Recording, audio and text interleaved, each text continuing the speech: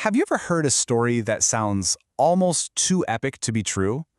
Imagine a tiny nomadic tribe that grows into a world-shaking empire, rules for 6 centuries, and then just vanishes. Well, that's the real story of the Ottoman Empire, and we're going to get into how they built it and what it finally took to bring it all down. First, let's just let this number sink in. 600 years. That is an incredible amount of time.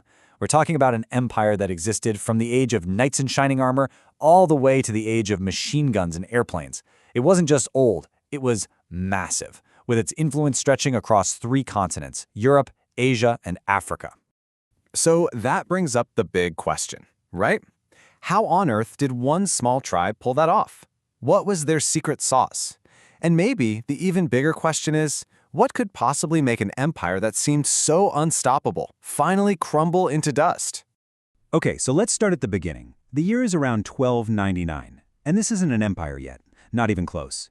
It's a small Turkish state, what they called a beylik, led by a chieftain named Osman I. And that name, Osman, well, that's where we get the word Ottoman.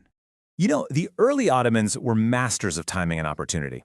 They were perfectly placed, sandwiched between 2 giants that were starting to stumble, the Seljuk Sultanate in the east and the legendary Byzantine Empire in the west.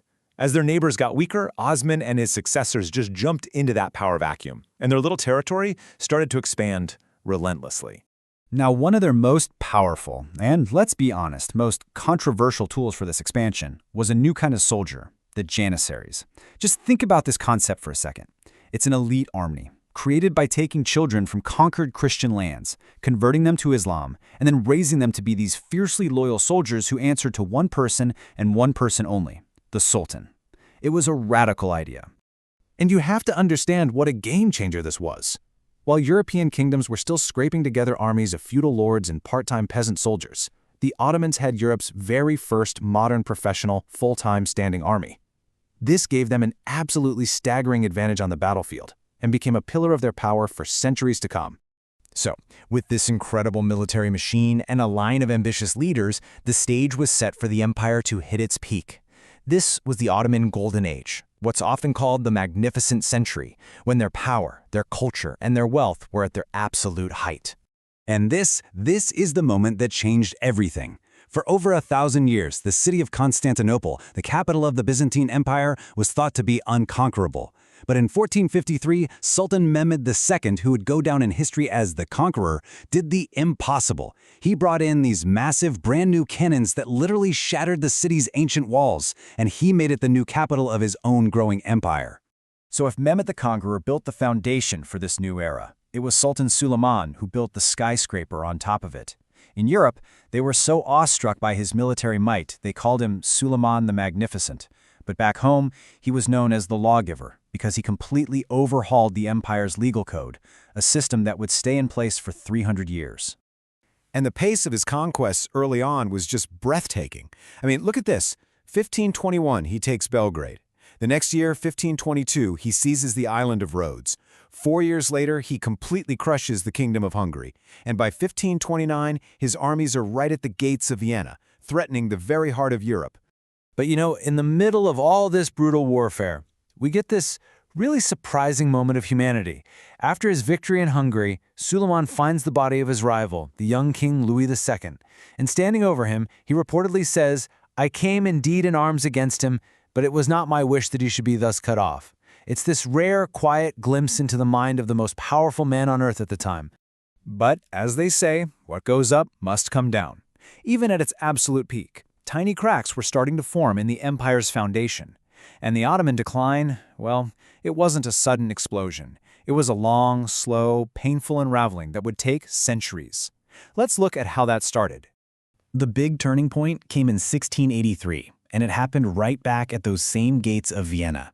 The Ottomans tried to take the city again, but this time the siege ended in a crushing defeat. And this was the high water mark. The seemingly unstoppable Ottoman expansion into Europe was officially over. From this moment on, the empire was on the defensive.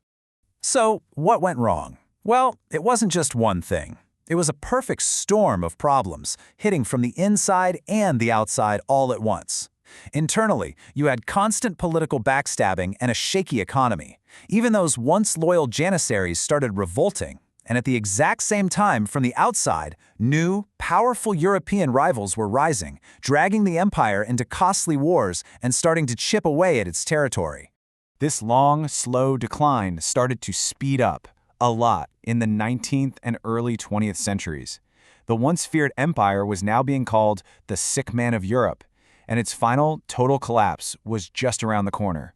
Think about the symmetry here. In 1453, Ottoman armies marched into Constantinople in what was their greatest victory.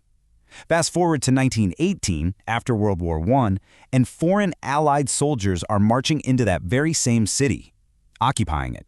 It was the empire's ultimate humiliation. The final dominoes fell with stunning speed. First, the Balkan Wars come along and strip away pretty much all of their remaining land in Europe. Then, they make a fatal mistake by allying with Germany in World War I. That seals their fate. The armistice signed in 1918 was a complete surrender, and just 4 years later, the Sultanate itself, the institution that had ruled for 600 years, was abolished. It was over. So the empire was gone, wiped off the map. But a 600-year history doesn't just disappear. It leaves behind this incredibly complex legacy that, believe it or not, continues to shape the world we live in today in some really profound ways. Well, for starters, the modern Republic of Turkey rose directly from those ashes. But the empire's collapse also created this huge power vacuum. European powers came in and drew new borders all across the Middle East and the Balkans, often with a ruler and no regard for the people living there. And this process created many of the modern nations we know today, but it also sowed the seeds for decades of conflict in the region that we're still dealing with. And that kind of leaves us with one last thought to chew on. We've seen the incredible rise, the magnificent golden age, and the long, painful fall. It's a story that shows us that even the mightiest powers on Earth can be brought down by a combination of internal decay and external challenges. So it really makes you wonder, what lessons does this 600-year epic hold for the great powers of our own time?